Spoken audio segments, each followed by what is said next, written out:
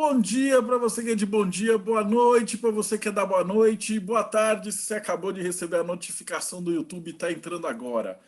Está aí mais um bate-papo Mayhem e já estamos no número 90 e tralalá. Então, se você não conhece, segue o canal, dá o like e olha, porque tem pelo menos uns 95 entrevistas só sobre hermetismo. Mas aí você clicou, no nome do vídeo tá Muay Thai, você quer saber o que Muay Thai tem a ver com hermetismo. E essa é que a gente vai descobrir hoje. E, na verdade, eu não sabia. Tipo, eu sempre paguei muito pau para Muay Thai, desde os filmes do Ong Bak, onde o cara descia as cotoveladas em todo mundo. Eu não tinha noção de como o bagulho é espiritualizado e tem um monte de coisa que vocês vão ver que lembra muito o hermetismo, assim. E para conversar hoje, eu chamei um amigo, chama Thiago Simão.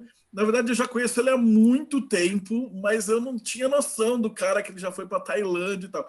E eu fiquei sabendo no Facebook que ele estava lançando um livro. E aí eu vou conversar com o cara e ele é o coordenador do maior portal de Muay Thai do Brasil e o terceiro maior do mundo, né? Então, hoje, seja muito bem-vindo, Thiago. Como é que você tá, brother? Cara, muito obrigado pelo convite, Marcelo. Então aí, vamos conversar sobre Muay Thai.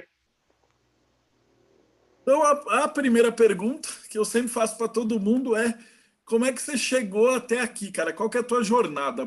Como é que uma pessoa normal tá lá parado na dele e aí depois de 10 anos, 15 anos, o cara tá indo para Tailândia, fazendo tatuagem com monge, produzindo um livro sobre espiritualidade e Muay Thai, cara? Então conta pra gente a tua jornada. Cara, vamos lá. A minha história começa como um bom clichê, né? Eu era muito criança, eu era muito ativo, eu enchia muito o saco dos meus pais, e aí eles me colocaram para fazer judô. Aí depois do judô eu acabei indo pro Kung Fu. Aí do Kung Fu, com 13 para 14 anos, eu fui pro Taekwondo. Aí eu comecei a gostar muito, comecei a treinar de verdade, comecei a viajar para competir e tudo mais. Só que com 17 para 18 eu tive uma lesão grave no joelho, eu tive que parar. E aí fisioterapia, um monte de coisa e tudo mais. Quando eu voltei a treinar, a equipe que eu treinava já não existia mais. Uma parte, eu sou do interior de São Paulo, e uma parte já tinha migrado para São Paulo ou para outros centros, então meio que acabou a equipe. E aí eles passei para a faculdade, e aí eu dei uma desanimada total, assim, falei, putz, não vou na faculdade agora, não vou treinar, não vou me dedicar, e abri mão. Eu me formei, voltei para minha cidade, comecei a trabalhar, e 2 quarteirões da onde eu trabalhava abriu uma academia só de luta. Então tinha Muay Thai, tinha boxe, tinha Jiu-Jitsu, etc. E eu já conhecia o Muay Thai, né? Eu sou uma criança dos anos 80, então eu tinha assistido o Grande Dragão Branco, eu tinha assistido o Kickboxer, A Vingança do Dragão, que tem o Tong Po, chutando pilafa de concreto. E aí eu falei, cara, eu vou ver qual é que é isso daí. Comecei a treinar Muay Thai, comecei a gostar muito, e aí eu sou da área da publicidade e tudo, então assim, eu comecei a fuçar para tentar achar mais informação, que eu queria saber, assim, quem eram os caras, o que era, o que não era e tudo mais. E eu comecei a esbarrar que não tinha informação. As pessoas estavam meio no achismo, ou tal pessoa falou, mas eu falei, tá, mas e referência? Né, assim, comecei a procurar na internet, tinha pouquíssima coisa, enfim, comecei a entrar, né, nesse meio, até que eu conheci uma pessoa, que é o Sandro de Castro, que é um cara que já tinha ido para a Tailândia várias vezes, ele treinou alguns campeões mundiais. Comecei a conversar com ele, fui fazer um treino, e aí aquela coisa meio jornada do herói, né? Porque quando eu fui treinar com ele, achando que eu sabia, ele virou para mim e falou assim, cara, o que você faz não é Muay Thai, é horrível o que você está fazendo, tem que começar do zero. E aí eu tinha que escolher, tipo, ou começava do zero de novo, ou eu seguia o caminho que eu estava. E aí eu resolvi seguir do zero. Comecei a treinar acompanhado, né, mais de perto, assim, comecei a entender um pouco mais, ele me passava material que ele tinha da Tailândia e tudo mais.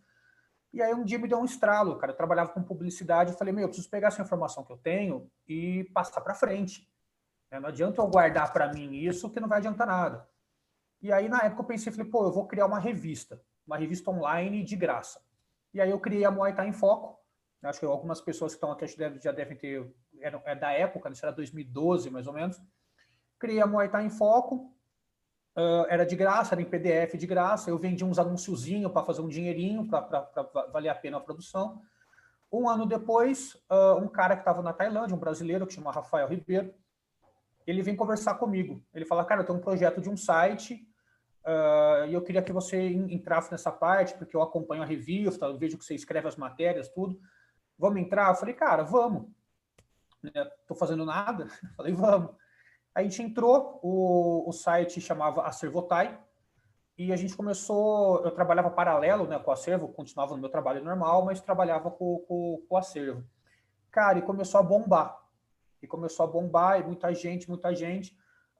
Vários brasileiros que estavam na Tailândia mandavam material para a gente, então, assim, vídeo, foto, texto, texto em inglês para a gente traduzir e tudo mais, e foi crescendo.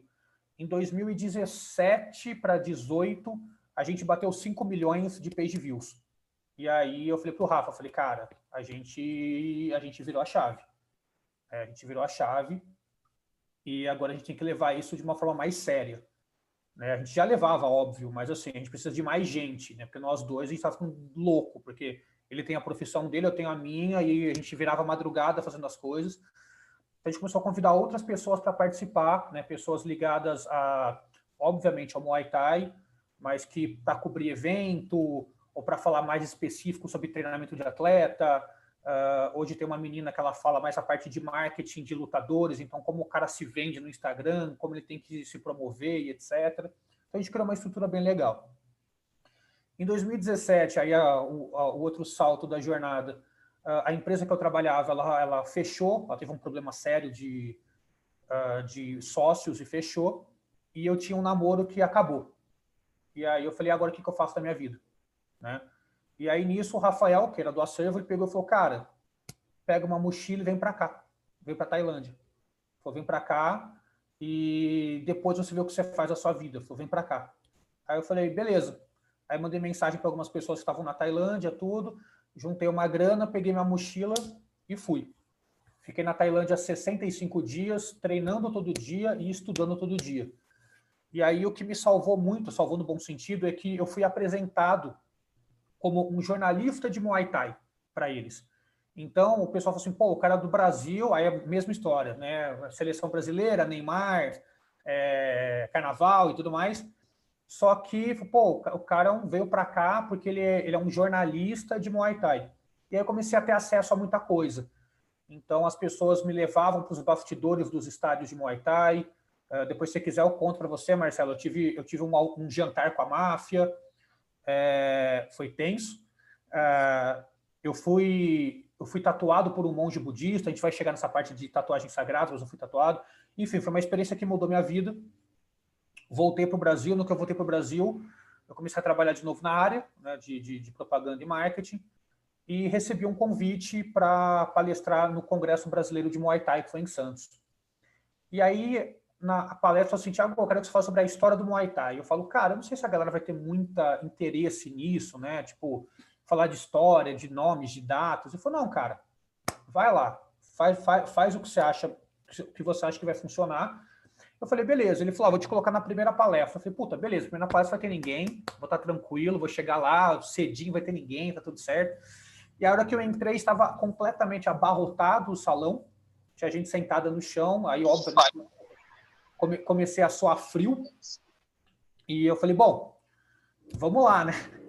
E aí peguei, fiz a apresentação, falando da história e tudo mais, e aí a galera gostou muito do que viu, das informações que tinha, era muito material que tinha da Tailândia e tudo mais. E aí o pessoal começou a pedir, falei, porra, não tem uma apostila, não tem um livro? Eu falei, cara, tá aí, um livro. Isso era 2017, eu falei, tá aí um livro. Eu falei, só que eu tenho pouco material ainda. Então, de 2017 até hoje, eu fui juntando material, tudo que eu conseguia de material, de entrevista em vídeo, tudo que eu consegui para compilar, para transformar num livro. E ao longo desse período, as pessoas me pediam material. Então, eu criei uma apostila em PDF de estudo, eu vendia para as pessoas com preço irrisório, mas para que essa informação fosse cada vez mais divulgada, né? Porque no Brasil tem muita informação torta, muito achismo, enfim.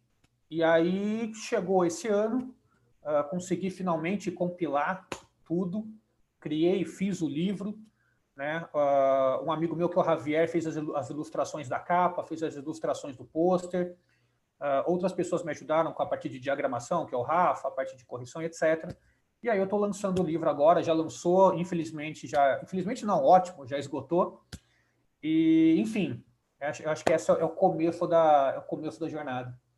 Então, a primeira pergunta é assim, o que é Muay Thai? Então, você falou que queria contar a história, então explica o que é e depois já pode embalar na história da Beleza, luta, né? Como é que ela se tornou uma luta? É a origem. perfeito.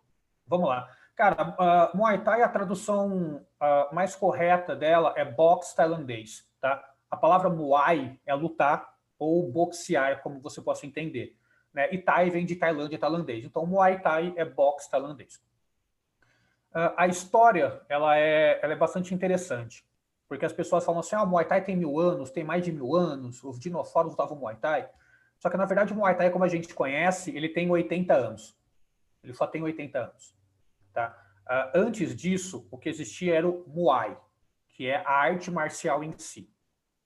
Resumindo um pouco, tudo começa no século XIII, aí entra uma parte, acho que você gosta, nessa parte de história. No século XIII, o que existia na época era o maior império da Terra, que era o Império Mongol, né, que dominava da China até as portas da Itália. E no sudoeste asiático, que é Tailândia, Camboja, Vietnã, era um outro império, que era o Império Khmer, que hoje é o Camboja. O Império Mongol tentou conflitar com o Império Khmer, não deu muito certo, então cada um ficou na sua ali, estava tudo certo. Com o tempo, o Império Khmer ele começa a sofrer muito com seca, fome e guerra pelo trono, né, como todo império, basicamente. E ele começa a ter vários problemas, as pessoas começam a migrar de lá e fugir de lá, para, enfim, buscar um outro lugar que eles possam trabalhar a terra, que eles possam viver em paz sem essa loucura de fome e de guerra civil pelo trono.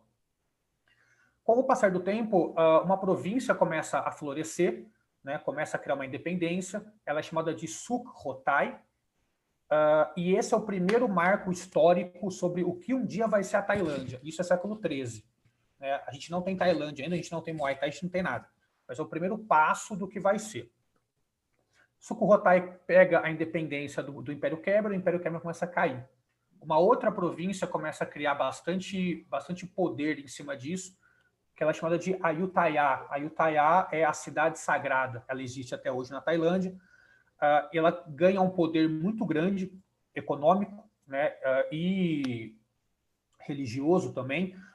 Lembrando que o Império Khmer ele era um império hinduísta, então o rei era a figura, o representante ou veículo de Vishnu, né? Então ele era sagrado.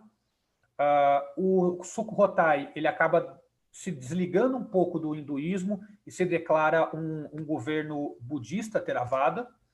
A Ayutthaya se declara exatamente a mesma coisa, então eles se tornam budistas da corrente Theravada. O rei, né, da província, ele é um veículo divino, então ele não pode ser tocado, ele não pode ser questionado. E o que acontece é que a Ayutthaya ela expande de um jeito tão absurdo que ela tem, inclusive, relações comerciais com Luís XV, da França. E aí surge um termo que muita gente conhece, que fala assim, o Reino de Sião. A Tailândia só virou Tailândia nos anos 40. Antes disso, ela era chamada de o Reino de Sião. E por que Reino de Sião? Sião, na linguagem deles, significa escuro. Por quê? Porque os tailandeses eles têm o tom de pele mais escura. Né? Então, assim, eles são asiáticos com o tom de pele mais escura. E quem deu esse nome para eles foram os portugueses. Os portugueses faziam um tratado comercial com eles e chamavam eles de o Reino de Sião, que era o reino dos asiáticos com o tom de pele escura. Né, que não eram japoneses e não eram chineses. Então, surgiu essa questão. Dentro de Ayutthaya, surge o chamado Supasat. Supasat é um compilado militar, armado e desarmado, tá? Que provavelmente teve origem lá no Império Khmer, porque a gente tem que lembrar que as pessoas que migraram e formaram essas cidades eram do Império Khmer, né? Então, a noção de arte marcial que eles tinham tem a raiz lá no Império Khmer, que hoje é o Camboja. Então, surgiu esse compilado militar. Com o passar do tempo, e a gente está resumindo bastante a história, mas com o passar do tempo, as províncias que formavam, né, formam hoje, na verdade, o Reino de Sião, eles começam a desenvolver jeitos próprios de lutar, mais ou menos como aconteceu com o Kung Fu. Então, cada província desenvolveu um Muay, então, o jeito de lutar. Então, muitas pessoas veem na internet assim, Muay Chaya, Muay Korate. O que é isso? Chaya e Korate são províncias. Então, o Muay Chaya é o estilo de luta da província de Chaya. E cada uma desenvolveu um sistema próprio. Então, um sistema é focado na defesa para o ataque, então na defesa para o contra-ataque, né?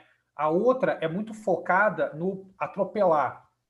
E qual que é a referência disso que é legal para todo mundo, que o pessoal vê muito em filme? É a mão enfaixada com corda. Então, quem assistiu aqui os filmes do Van Damme, que ele passa a corda na mão e tudo mais, aquilo é real.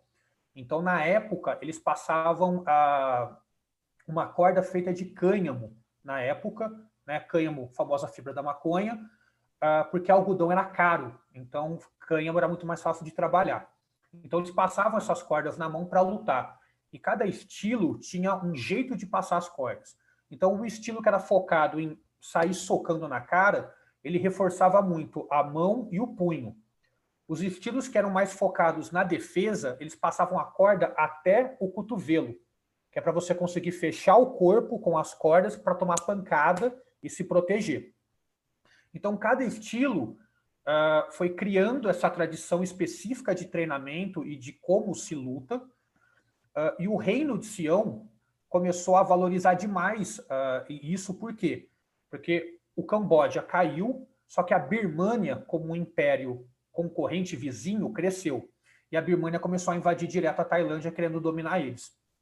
E, cara, foram vários e vários anos de guerra, assim, muita guerra, o que ajudou muito a desenvolver a parte de arte marcial. Existem várias histórias, assim, vários reis se tornaram importantes nessas guerras por liderar as revoltas e, enfim, e segurar a bronca. E o que acontece é que, durante o período de paz, quando acaba a parte de guerra, os reis começam a incentivar esses estilos a lutarem um contra o outro, e os vencedores faziam parte da guarda real. Então, os melhores lutadores serviam diretamente ao rei. Então, eles eram a elite do Muay servindo o rei. E a partir disso, eles davam aulas, né, dentro do palácio, para militares, para a família real e tudo mais. Isso é Muay, ainda não é Muay Thai. Então, o que acontece, eu vou correr só para a gente voltar um pouquinho. Quando que vira Muay Thai, então, essa história? É simples. Em 1929, existe uma apresentação no Palácio Real para estrangeiros. E nessa apresentação, o lutador morre. O que é importante a gente contar aqui para todo mundo? Até essa época, não existia a regra. Então, não existia a categoria de peso, não existia a regra, não existia nada. O que eles faziam era um quadrado no chão e, meu amigo, reza para não acontecer nada. Era basicamente isso. Tá? Então, era as cordas na mão e a regra era basicamente a desistência ou o nocaute. Essa era a regra. Tá? Não tinha limite de tempo, não tinha limite de peso. Então, e não tinha limite de idade. Então, existem registros de pessoas de 50 e tantos anos contra garotos de 19. Podia. Tá? Eu acho que era o vale tudo da época, no caso. Aí, um pouco mais para frente, o que eles contam que é legal também é o seguinte: não, vamos marcar tempo, porque marcar tempo tem que marcar também, senão fica aqui 3 horas. Beleza. Aí eles pegavam um coco, furavam o coco e colocavam num balde. A hora que o coco afundasse, acabava o round. Só que tem um detalhe: cada coco tem um tamanho. Então, se ele quisesse uma luta rapidinha, pegava um coco pequenininho, furava, afundou, acabou, acabou. Se o cara quisesse uma luta grande, pegava um coco grande, furava e o coco ia ficar ali meia hora. Então, tinha essas questões aí também. Beleza. Chegando em 29, houve essa morte durante a luta, o que chocou demais os estrangeiros, porque ficou muito selvagem aos olhos estrangeiros, que o rei chega e falou: vou mostrar para vocês, fazer uma celebração aqui, o cara vai pá, e morre. Aí pega um pouco mal. Né? Não era bem a intenção da festa matar ninguém, mas aconteceu. E aí o rei determina, então, que a partir daquele momento, regras devem ser criadas. Né? Para qual era a principal referência que eles tinham? era o boxe ocidental, o nosso boxe, criado aqui na Inglaterra. Por quê? Na Primeira Guerra Mundial, a Tailândia enviou soldados para a França, porque eles eram aliados e tudo mais, e mandou soldados para lá. Então, e nessa Primeira Guerra Mundial, a França viu pela primeira vez o que era o Muay, porque os soldados, para se manterem, enfim, treinados, eles treinavam Muay. E os franceses viram aquilo e mostraram em contrapartida para eles o boxe. Eles acharam bastante interessante o boxe, também pela questão de movimentação de tronco, né, a agilidade de mão e tudo mais, que era bastante diferente do Muay Thai, do Muay. Então, quando criou-se essa ideia de precisa ter regra para a galera não morrer na frente dos gringos, a referência que eles tinham era basicamente o boxe. Então, eles pegaram a ideia do ringue, divisão de peso, divisão de round. A ideia de luva é um pouco discutida isso, mas assim, a ideia de luva de proteção, tirar as cordas e colocar luva. Então, criou-se um sistema. Só que aí nisso deu a Segunda Guerra Mundial. Então, o pessoal dá uma segurada, basicamente porque também não tinha muito o que fazer, porque a Europa comprava basicamente todo tipo de material que pudesse ser transformado em arma. Então, em 1945, aí é criado, né, assim, é construído um estádio de Muay Thai chamado Raja Daman, que é hoje um dos principais estádios mais respeitados dentro do Muay Thai. E em 45 eles começam as lutas dentro do estádio, porém obrigando os lutadores a lutar na regra. Então, a partir daquele momento tinha a regra. Tá? Isso não foi aceito facilmente, porque o pessoal achava que regra era frescura, né? Falou, regra pra quê? Vamos sair na mão e, cara, se morrer, reencarna. Mas a questão é que foi obrigatório. E o que mudou a chave da galera? É que as apostas aconteciam lá dentro. Então começou a dar dinheiro, dar dinheiro, dar dinheiro, dar dinheiro. E quem controlava, e até hoje controla os estádios, os militares, são os militares. Então uma parte da verba do que é arrecadado de ingresso e etc., vai para o fundo do exército para, enfim, financiar e etc. E o resto, né, fica com lutadores, com apostadores, com treinadores. E essa parte da grana, o pessoal falou assim, puta, beleza, isso aí é interessante. Porque até então lutava-se por honra, né, lutava-se pelo nome, né, pela glória. Só que a gente já está falando em 1945, né? Aí já tá rolando um capitalismo mais agressivo. Então o pessoal fala, pô, uma grana não faz mal a ninguém. Então houve essa mudança. Então, os campos de Muay Thai pararam de ensinar o Muay como arte marcial e criaram não, né? Passaram a ensinar o Muay Thai. O termo Muay Thai, ele foi uma solicitação do próprio rei para diferenciar das outras artes marciais. Por quê?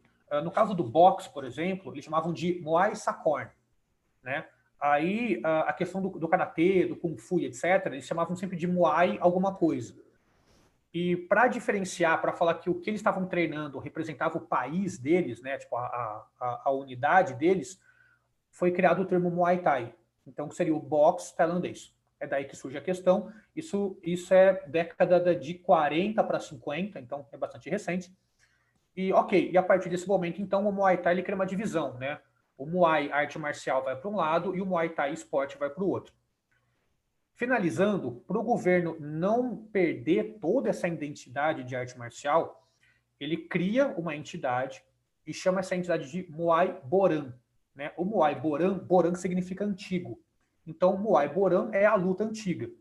Então, ele basicamente compilou os estilos antigos, né? Existem os 4 estilos mais famosos, e ele sistematizou esses estilos para ensinar. Então, hoje na Tailândia existem entidades que... Você falou do Ong Bak, Marcelo. O Ong Bak, o que ele mostra é Muay Boran. Então, são os estilos antigos. Então, a postura, o jeito de subir, cotovelo na cabeça, de rodar e tudo mais, são os estilos antigos. E hoje foi separado. Muay Boran é a arte marcial e o Muay Thai hoje é o esporte de ringue. Beleza. E a parte espiritual da coisa? Então agora a gente vai mais para a parte antiga, porque eles têm toda uma cerimônia. De novo, eu estou te falando como leigo total. Minha praia é Kung Fu, mas de ver a cerimônia, eu sei que tem uma parte bem religiosa. Então eu queria que você falasse um pouquinho de como que funciona essa parte espiritual e religiosa na luta. Beleza, vamos lá. Na parte antiga, então, a gente voltando ainda, O que existia era o que acontecia muito com o próprio Kung Fu, né? A pessoa não poderia chegar num campo e falar, quero treinar, né? Ela deveria ser aceita pelo professor, pelo treinador e etc. Então, já começa por esse ritual, onde a pessoa que tem essa intenção, ela chega no campo de Muay Thai e ela faz uma oferenda para o professor, para o treinador, enfim, que é chamado de cru, né? Cru é professor. E essa oferenda deve ser aceita ou não, né? Se ela for aceita, aí sim ele passa a treinar no campo. E é uma vida dedicada a isso, né? Porque não é como a gente faz hoje, que vai na academia, volta e tudo mais. Não. Ele passava a morar dentro do campo e vivia para isso, né? Então, a vida dele era essa. Uma vez por ano ele poderia voltar para a família, enfim, para festividades religiosas ou coisa do tipo, mas ele seria dedicado sempre a isso. O Muay Thai, ele é completamente enraizado dentro do budismo. E aí a gente vai entrar nessa parte de espiritualidade. Ele foi criado dentro de um estado budista, né? Então, apesar do budismo pregar a não violência, quando você é invadido, né, e é basicamente destruído pelos seus inimigos, esse discurso dá uma mudadinha, então você pode revidar. E a grande questão aqui é o seguinte, existem símbolos dentro do Muay Thai que são extremamente atrelados ao budismo. Eu vou falar de dois, que é uma referência clara para quem já viu qualquer coisa do Muay Thai. O lutador, quando ele vai entrar no ringue, ele está usando uma coroa, né, e está usando um colar de flores. A coroa é chamada de Monkon, que é a coroa, e o cordão de flores é chamado de Puang Malai. Tá? A coroa, ela simboliza o campo de Muay Thai, né, da onde você vem, e simboliza o seu treinador. E ele é considerado um objeto sagrado. Por quê? O Monkon, ele tem que ficar sempre pendurado no campo de Muay Thai ou na academia, como é feito até hoje, acima da linha da cabeça das pessoas. Como toda imagem sagrada ligada ao budismo, tudo tem que estar sempre acima da linha da cabeça, né? Então, assim, quando as pessoas têm imagens de Buda e tudo mais, o recomendado, né, pela tradição, é nunca ter nada para baixo, né, da sua cabeça, sempre para cima da sua cabeça, porque é um símbolo sagrado. Então, o Monkon, ele é um símbolo sagrado. Os treinadores geralmente vão nos templos budistas para que o Monkon seja abençoado regularmente. E sempre fica acima da linha da cabeça pendurado. E só quem pode pôr a mão é o treinador, mas ninguém pode pôr a mão. E o Puang Malai, são flores de jasmim que eram feitos, né, eram costuradas flor por flor à mão, né, por mulheres da corte tailandesa, porque o jasmim significa, como eu posso dizer de um jeito mais simples, ele significa a fragilidade da vida, né? Então, quando ele era entregue aos lutadores, era um sinal de boa sorte, mas uma lembrança de que a vida, ela é frágil. Então, como um lutador, ele tem que ser forte, mas sempre ter na cabeça e no coração de que a vida é um sopro. Então, essa é a ideia. Esses objetos são usados até hoje, normalmente, no Muay Thai profissional. Os lutadores entram. Um ponto interessante também, vamos entrar na parte mística. Quando o lutador entra, ele tem que entrar sempre por cima de todas as cordas do ringue. Por quê?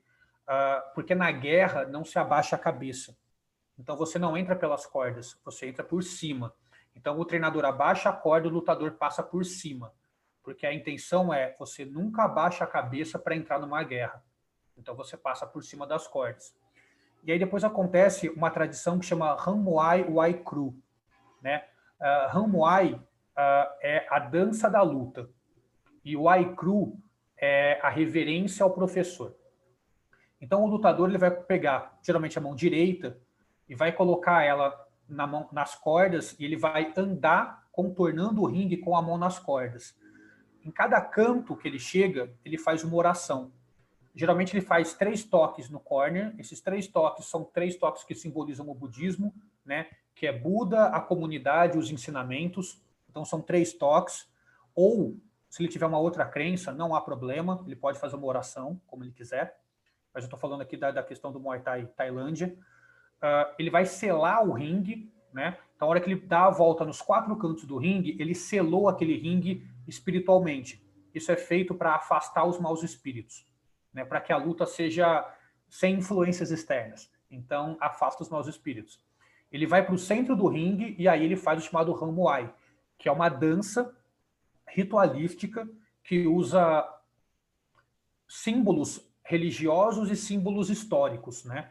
Então, depois é até legal, a gente pode tentar colocar um vídeo, mas assim, existem provocações, então ele vai andar, aí ele geralmente igual o caçador, né? Então ele vai parar no centro do ringue, ele vai tipo observar, aí ele vai achar o adversário no corner, aí ele vai tipo falar assim, ok, aí ele vai simbolizar que ele pega uma lança, aí ele vai levantar, ele vai mirar, aí ele joga a lança no adversário. Então são todos simbolismos de guerra e religiosos para preparar aquele ambiente para a luta, para a guerra, no caso, né? A gente tem algumas informações históricas de que isso era feito no período de guerra, né? Então, os soldados, enfim, eles se preparavam. A gente entende que isso é uma forma de preparação psicológica e espiritual para entrar nessa questão da guerra. Isso é usado até hoje dentro do ringue. Então, os lutadores selam o ringue para afastar os maus espíritos, realizam o Hamuai, né, que aí cada lutador tem o seu, tem várias representações, são várias divindades, vários conceitos históricos, enfim. Para depois disso, aí sim a luta começa. Tá? Então a gente tem todas essas. Eu tenho uma pergunta do Jonas Boa, ele fala: isso é feito ao mesmo tempo? Então você vai ter uma luta, ou um primeiro vai passar a mão, depois. Ao mesmo tempo. Ao mesmo eles tempo. Rodam. Eles rodam. E aí pode acontecer, inclusive, de os dois se encontrarem frente a frente. E aí um dos dois tem que tirar a mão da corda. Uhum. E aí vocês são adultos, se resolvam. Mas um vai ter que tirar a mão.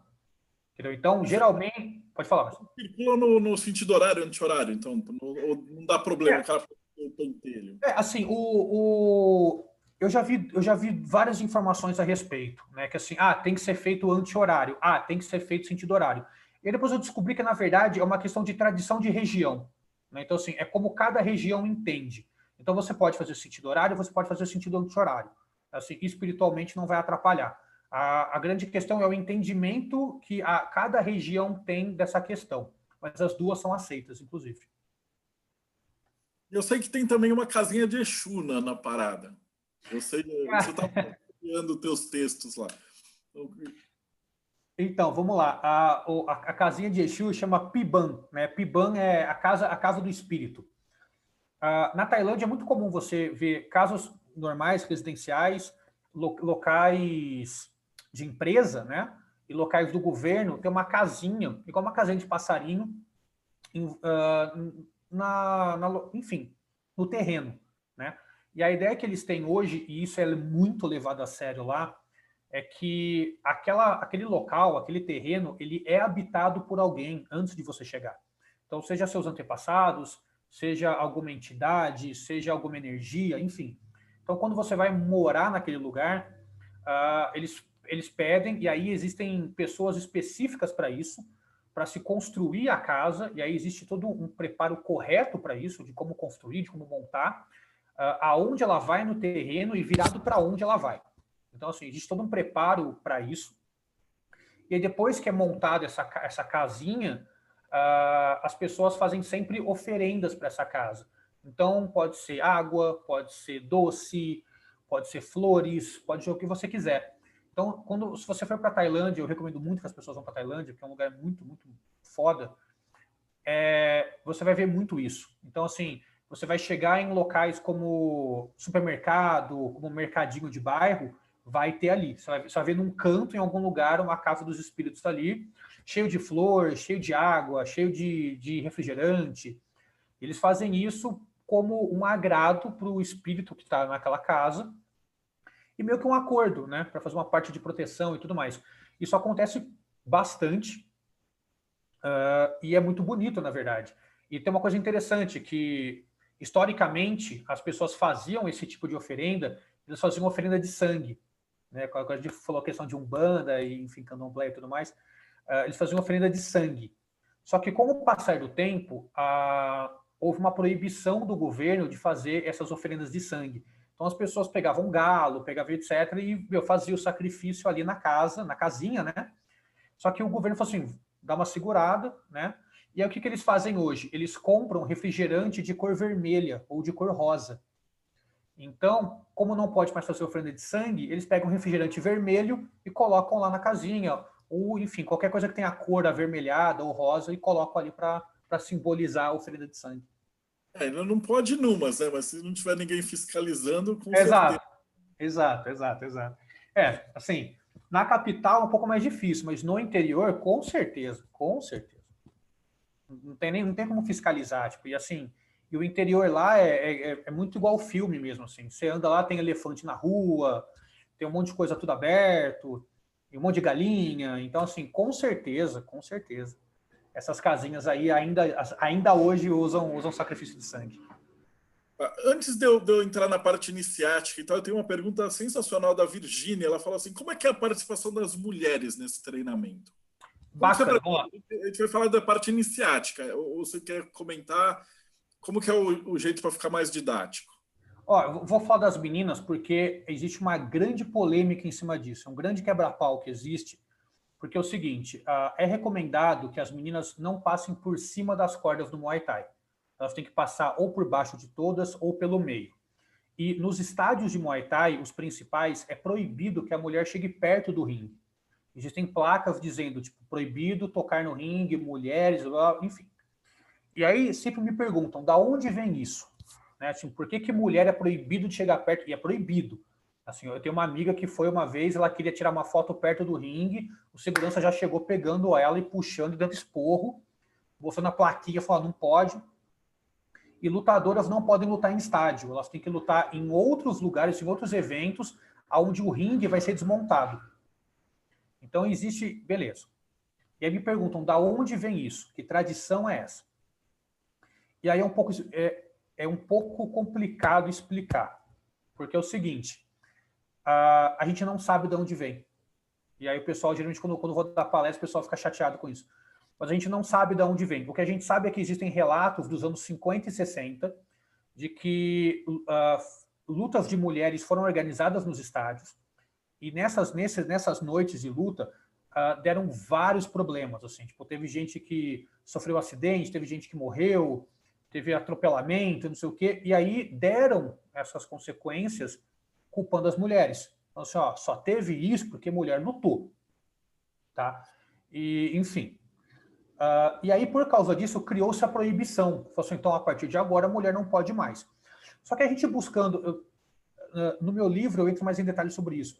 Mas a gente buscou documentação sobre isso para ver o quanto era real, para ver o que tinha de informação, e é tudo muito confuso. Então, assim, provavelmente alguma coisa aconteceu, provavelmente alguém pegou e falou assim, é culpa da mulher, porque tem duas versões, rapidinho. Uma foi a mulher que lutou e deu um monte de problema, e a outra foi que houve um nocaute muito violento na luta, chamaram um médico, só que o médico estava em outro lugar, estava no banheiro, não sei. E aí uma enfermeira subiu no ringue. E aí ela foi cuidar, enfim, do lutador e tudo mais. E depois dessa luta aconteceram vários problemas. Então, o que aconteceu a partir daquele momento? Os diretores dos estádios chamaram os monges benzeram todo o estádio e benzeram principalmente o ringue. E a partir desse momento eles proibiram que a mulher lutasse em ringue de estádio. Isso é o que a gente tem historicamente falando. Tá? Não existe nenhum conceito espiritual, não existe nenhum conceito do próprio budismo. A pessoa fala assim, mas no budismo não se pode tocar em mulheres. O monge não pode tocar em ninguém. Então, assim, ele não pode colocar a mão em você, da mesma forma que você não pode colocar a mão nele. Então, não é uma restrição contra a mulher. Ele não pode tocar em ninguém, porque entende-se que o corpo é sagrado e você não pode tocar e etc. Então, respondendo a ela, a questão da mulher basicamente é essa. Assim, as mulheres lutam na Tailândia, tem eventos para mulheres, tem vários eventos, inclusive campeonato mundial, tem tudo certinho. Mas em estádio, que é a raiz da coisa, ainda é proibido, provavelmente por essa questão dos anos 50 e 60, que é bastante obscuro. E agora na parte iniciática. Então, como é que funciona se eu quero treinar? Então, existe faixa? Como é que eu sei que o cara é um faixa preta, entre aspas, de Muay Thai? Muay Thai. Vamos lá, Marcelo. Falando sobre Muay Thai profissional, não existe graduação, não existe faixa. Tá? O Muay Thai, o Muay foi criado como arma de guerra. Então, você passava a sua vida inteira treinando para isso e a sua habilidade era testada na prática. E quando o Muay Thai vira esporte, o foco do Muay Thai, basicamente, é a luta, é subir no ringue e lutar. Então, a qualidade do lutador, você testa sempre no ringue. Tá? Então, ele é basicamente igual ao boxe, né? O boxe não tem graduação. Eu sei que algumas entidades criam graduação, blá, blá, blá, blá, blá, enfim, mas não tem graduação. O que existe de graduação no Muay Thai são escolas, principalmente na Europa, no Brasil e nos Estados Unidos, que criam uma graduação que é basicamente focado em aluno comercial. Porque o aluno comercial não quer subir no ringue, não quer descer o cacete, não quer tomar cotovelada, ele só quer aprender, ele só quer, enfim, treinar. Então é feita essa graduação para incentivar ele, né, a continuar treinando, a continuar buscando mais. Agora, a pergunta é assim, como é que eu sei que o cara é lutador de Muay Thai? Você não sabe, é aí que está o problema. Porque geralmente são os caras que não aparentam, né? Assim, os melhores lutadores que eu conheço são caras que estão andando por aí de bermuda e chinelo, você não sabe quem que é o cara, mas são campeões mundiais. E o treinamento, e aí que é assim, eu vou contar um pouco da minha experiência. Eu fui para a Tailândia em 2017 e o treinamento basicamente era o seguinte: eu acordava às 5h30 da manhã, saía para correr 10 quilômetros, voltava para a academia direto, pulava a corda 10 minutos e treinava até às 10 da manhã. Tomava um banho, descansava, às 2 da tarde saía para correr 5 quilômetros, voltava, pulava a corda e treinava até às 5 da tarde, de segunda a sábado. Então é esse o treino que é feito na Tailândia. Então assim, você vai correr 15 quilômetros por dia e treinar mais 6 horas por dia, saco de pancada, aparador, flexão, barra, clinch, né, que é o famoso clinch, é o famoso luta agarrada, enfim. Então você transforma o cara nisso, assim. Ou na primeira semana, por exemplo, eu acordava tendo espasmo muscular, né? Então meu músculo ficava tipo tremendo de tanto esforço físico que era feito. Só que depois de um tempo você acostuma, sua cabeça acostuma, seu corpo acostuma. Então, quando você vê lutadores de Muay Thai, eles são, são pessoas que pesam 60 quilos, 63 quilos, são mais baixos do que eu, só que parece duro que nem pedra, né? Porque uma coisa que você me perguntou, inclusive, a questão do calejamento. O calejamento, ele é meio lenda urbana, porque como é feito na Tailândia o calejamento? Você vai passar o dia inteiro chutando saco de pancada e chutando aparador. E essa repetição, que eu não sei nem quantos chutes são por dia, eu sei que é um absurdo de chute por dia. Ele vai tirando a sensibilidade que você tem na canela. Então, os pontos sensíveis de nervo, eles vão morrendo. Então, você para de sentir dor. A lesão ainda existe, mas você para de sentir dor. Isso acontece na canela, isso acontece na parte da mão. Então, eles começam a ficar muito fortes e bem menos sensíveis à dor. É por isso que quando você vê luta chutando, dando soco, dando cotovelada, eles acabam aguentando mais, porque o treinamento é tão pesado que o corpo dele, até a cabeça dele, ficam adaptados para isso. E duas perguntas, então. E as mulheres treinam junto, né, nesses lugares mais tradicionais? Tem todo mundo junto? Treina. Hoje em dia não existe mais esse preconceito a esse ponto, né? As meninas treinam com homens, inclusive algumas lutadoras são incentivadas a treinar com homem, porque na hora que for lutar com mulher, né, a diferença de peso, de força é notória. Então, para ela fica uma luta mais fácil. Então, isso é bastante incentivado. No começo, não era tanto, né? Mas hoje a gente está tendo muitas lutadoras que estão ganhando eventos muito grandes, né? Então, acaba abrindo portas. Então, assim, tem muita menina que tá lá, assim, plantando a semente, lutando em evento, se ralando inteira para ganhar reconhecimento. Então, assim, as lutadoras estão ganhando acesso a UFC, ao One, enfim, para conseguir abrir essa porta. Elas treinam junto, sim. E um outro ponto, que como é muito focado no budismo, ele tem a questão do vegetarianismo também? Tem, mas ela não é imposta, tá? Então, assim, o que eles comem? Muita gente pensa assim, o que você comia lá? Você comia gafanhoto? Você comia escorpião? Não, eu comia comida normal. Então, assim, era arroz, peixe, frango, muito legume. O que existe lá é, como todo lugar, é questão turística. Então, tem uma rua lá que você vai ter barata, você vai ter escorpião, você vai ter grilo para comer, e aí, enfim, você vai estar lá, se quiser, você come. Eu não consegui comer, confesso. O escorpião era desse tamanho, né? E aí, aqueles escorpião rei preto, eu falei, cara, não vai rolar. Então, eu comi o basicão, assim, comi grilo, tomei sopa de tubarão, enfim. Mas a alimentação deles é basicamente arroz, legume, e aí pode ter um peixe, pode ter uma carne branca e etc. Não é nada muito fora do comum. Mas muitos lutadores, ou enfim, até treinadores, têm o preceito mesmo budista, e aí eles são vegetarianos mesmo. E também falando dessa parte espiritual, o Marco Damasceno está perguntando sobre o Sant Yang, que a gente também combinou você contar para a gente essa parte que é as tatuagens espirituais, né? Como que isso funciona? Beleza, vamos lá, cara. Saqueantes são tatuagens sagradas.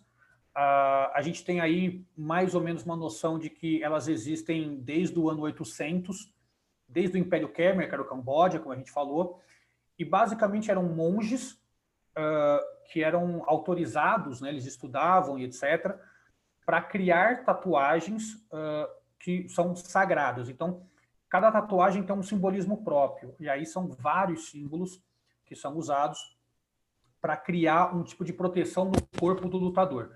Então ele passava por um rito, né, de ser tatuado, era vara de bambu, né, então era vara de bambu, até hoje foi proibido vara de bambu por questão de diabetes e tudo mais, mas tem as varas de metal. Na época, então, passava-se por um rito de ser tatuado, então era sentado, era feito sempre uma oração antes de começar, e aí, enfim, fazia essa tatuagem. São tatuagens que variam de todas as formas, de todos os tamanhos. A maioria é de proteção ao corpo, né, para fechar o corpo.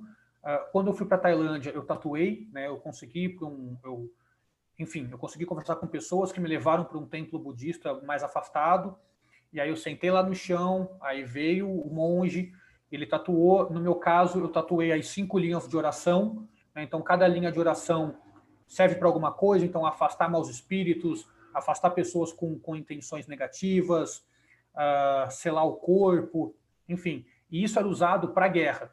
Então, sempre que houvesse preparações para a guerra, os soldados eles se tatuavam com essa intenção da questão sagrada para conseguir para a guerra com essa proteção divina, né? Então você tem Hanuman, que é o deus macaco, você tem Vishnu, né, que é a deusa que traz o equilíbrio, você tem Buda, você tem tatuagens de tigre, que é para trazer essa questão do animalismo, né, do xamanismo, de trazer o tigre para dentro de você e você ser um combatente muito, muito feroz, muito forte.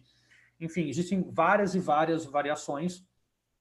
A saqueante é feita até hoje na Tailândia, então, óbvio que virou um comércio, tem lugares que fazem de qualquer jeito, mas tem locais, assim, tem templos budistas que, com calma e com jeito, você consegue conversar com o monge. No meu caso, eu tive que fazer uma doação simples para o templo. Eu fiz a doação, fiz a tatuagem, passei por um rito. Tem até no meu Instagram a foto do que o monge está me abençoando. Acho que tinha eu e mais um ocidental lá dentro. Então as pessoas não estavam entendendo nada, tipo, o que um cara branco, magrelo estava fazendo lá. Mas enfim, foi feito, tá tudo certo. Aí ele me deu um Kruang, que é o amuleto, né, que tá comigo aqui. E aí eles sempre pedem que você volte, né? Assim, quando você puder voltar para lá, você volta para lá, que aí ele recarrega o seu amuleto, né? Então você acaba fazendo parte você acaba virando um discípulo, né? Você acaba virando um discípulo e quando você quiser voltar, você volta para lá, pede para conversar com ele, mostra o amuleto e ele vai benzer de novo e fazer toda essa parte de ritual. Então é isso. O saqueante é uma tatuagem sagrada usada desde o ano 800, que era para trazer proteção ao corpo durante a guerra. Então as pessoas provavelmente entravam em algum estado de transe, quando fazia o Hamuai, quando fazia a dança, com as tatuagens, para ir para a guerra e, enfim, e tentar vencer.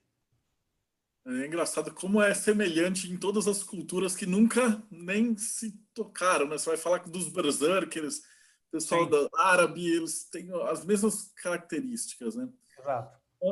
A gente já está quase chegando no finalzinho, né? A gente sempre pede para o convidado dar um conselho, né? Que conselho você daria para um cara que está chegando agora? A gente lida com o hermetismo, mas a gente já entrevistei vários outros professores também de artes marciais, e eles enfatizam muito que tem essa ideia da disciplina, né? Então, que conselho você daria para um cara que está entrando no Muay Thai? Eu quero treinar.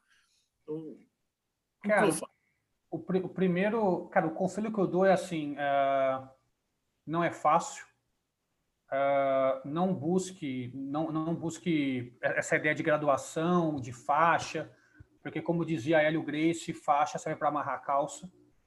Então, cara, Muay Thai é um esporte muito, muito legal. Ele é toda a parte de ritualística, toda a parte budista. Mesmo que você não seja budista, não tem problema. Eu já vi lutadores entrando com contas de Umbanda na luta, ou com crucifixo no Moncon. É completamente aceitável e incentivado isso também. Mas, cara, o conselho que eu dou é, cara, treina.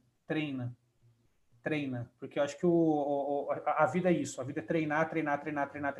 Você nunca vai chegar no auge, assim, agora eu sou um pica. Não, nunca vai chegar, nunca ninguém chegou.